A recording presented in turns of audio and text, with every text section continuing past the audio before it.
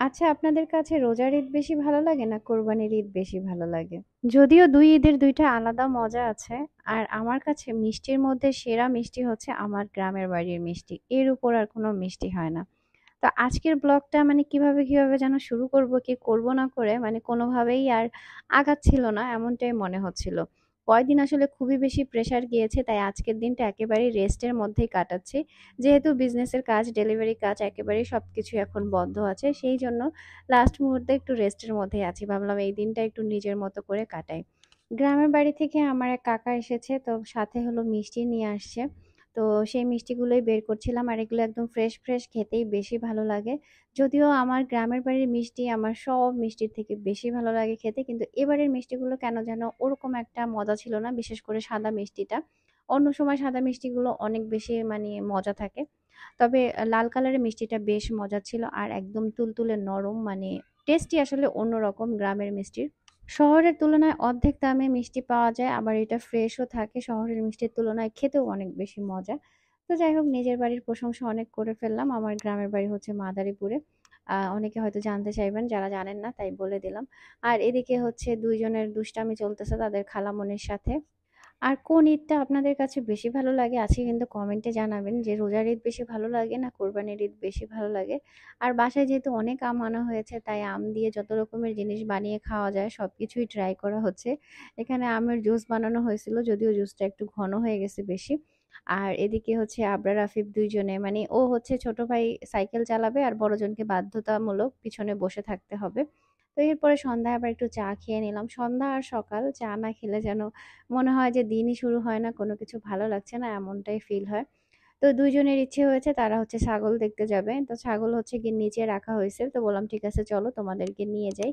তো সেই জন্য তারা রেডি হয়ে একদম খুশিতে নাচানাচি শুরু করেছে। আর আমার কাছে মনে হয় বাচ্চাদের কাছে বিশেষ করে রোজার ঈদের থেকে কোরবানির ঈদটাই বেশি মজা লাগে। কারণ ওরা যখন গরু, ছাগল কোনো একটা প্রাণী দেখে, তখন সেটার প্রতি অন্যরকম একটা ভালো লাগা বা বোঝে যে ঈদ বলে কিছু একটা হচ্ছে। বাট রোজার ঈদে তো কিছু ওরকম দেখার মতো থাকে না। তো সেইজন্য ওরা ওইভাবে হয়তো বুঝতেই পারে না। আর এটা শুধু আমার বাচ্চা না, নিচেও দেখা যায় যে গ্যারেজে একদম সব বাচ্চা-কাচ্চা এসে একদম ভরে যায়। সবার গরু, ছাগল সেগুলো দেখা নিয়ে ব্যস্ত। অন্য সময় তো বাড়ির এতগুলা যে বাচ্চা আছে সেটা জানতামই না। ঈদের সময় আসলে বুঝতে পারতেছি। তো ২ জনে দেখেন কেমন দুষ্টামি করে হাতগুলো উঁচু করে তারপরে নামতেছে। তো নিচে নেমেই হচ্ছে বাড়িতে আরো দেখলাম টুকটাক কয়েকজনের গরু অলরেডি চলে এসেছে। হয়তো ঈদ আসতে আরো ২-১ জনেরটাও আসতে পারে। আমি ঠিক জানা নেই। তো এই ফাঁকে তারা হচ্ছে একটু গেল ছাগলের কাছে, তো ওকে অনেক দাঁড়া করানোর চেষ্টা করতেছে, বাট ও আর দাঁড়াবে না, ও একদম বসে আছে, তো বসেই আছে। তো আমি বললাম বসে আছে সেটাকে একটু আদর করো। তো এরপরে আফিফ আবরার বললো তারা আরো গরু দেখবে, তো ভাবলাম ঠিক আছে, তো রোডের একটু আশেপাশে ঘুরিয়ে নিয়ে আসি, তাহলে তারা অন্যান্য বাসার গরুগুলোও দেখতে পারবে। তো এদিকে হচ্ছে আবরার যাচ্ছে আর একটা ধরছে আর দেখতেছে। আর মজার বিষয় হলো আবরার প্রত্যেকটা গরুকে ছাগলকে জিজ্ঞেস করতেছে, কেমন আছো তুমি, তোমার কি মন খারাপ, তোমার আম্মু কোথায়, এমন না তাই না? আবার বলো, বলো।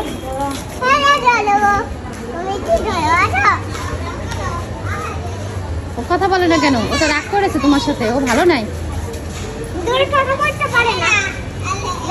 আর ও একদম গরুর সামনে চলে যাচ্ছিল, আমার ভয় লাগতেছে বাট ওর ভয় লাগে না, ও আসলে ওইভাবে বোঝেই না। আফিফ তাও একটু বোঝে, সে একটু দূরে থাকে। তো ভাবলাম যে বেশিক্ষণ ওদেরকে বাইরে রাখা যাবে না, কারণ পুরা রাস্তা জুড়েই খালি গরু আর গরু, তো যদি একটা অ্যাক্সিডেন্ট হয় এমনিতেই প্রচন্ড ভয় লাগে। আর ফেসবুক ইউটিউব খুললেই দেখা যায় যে গরুর বিভিন্ন রকমের মানে অ্যাক্সিডেন্ট, মানুষকে ফেলে দিচ্ছে বা ছুটে পালাচ্ছে, মানে এইসব মনে হলেই ভয় লাগে। তো এরপরে ছোট ফুচকা আলা মামাকে দেখলাম, তো বললাম আফিফ আবরার খাবে কিনা, কারণ ওরা দুইজনেই ফুচকা হচ্ছে অনেক পছন্দ করে, তো ওদের জন্য নিলাম। আমার আর খাওয়ার আসলে ইচ্ছে ছিল না, তো সেই জন্য ২ ভাইয়ের জন্য নিলাম। ভাবলাম ওরা খেতে না পারলে সেটা তো আমাকেই খেতে হবে। আর কোরবানি আসলে যে যার সামর্থ্য অনুযায়ী সেরাটা দেয়াই উচিত। আর কে কত দিয়ে কিনলো, কে জিতলো, কে হারলো, এটা নিয়ে আসলে কথা না বলাই ভালো।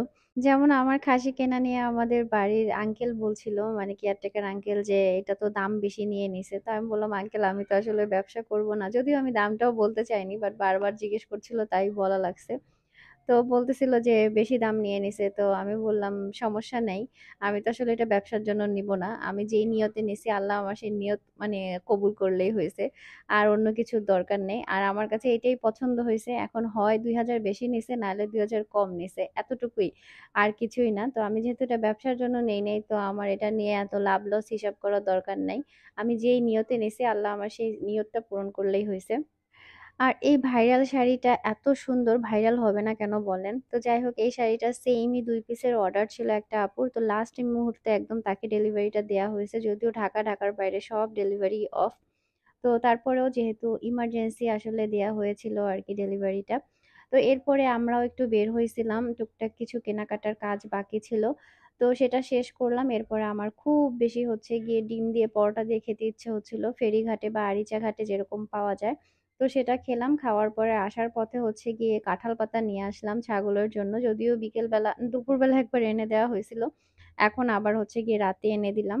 তো সেটাই একটু ধরে রাখতেছিলাম। দেখলাম যে নিয়ে আসার পরে ও খেতে চাচ্ছিল। মানে বাঁধার সুযোগ দিতেছিল না। তাই ভাবলাম যে দাঁড়িয়ে থেকে ওকে একটু খাইয়ে নেই। তারপরে হচ্ছে গিয়ে বেঁধে দিব যাতে ও রাতে খেতে পারে আরকি।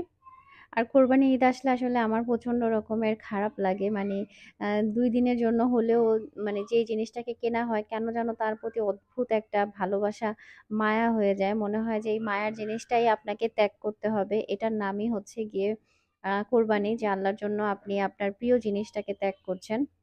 তো আল্লাহ যাদের সামর্থ্য দিয়েছে, যারা কোরবানি দিচ্ছেন এবং যারা দিচ্ছেন না, কেউই আসলে মন খারাপ করারও কিছু নেই আর অহংকার করারও কিছু নেই।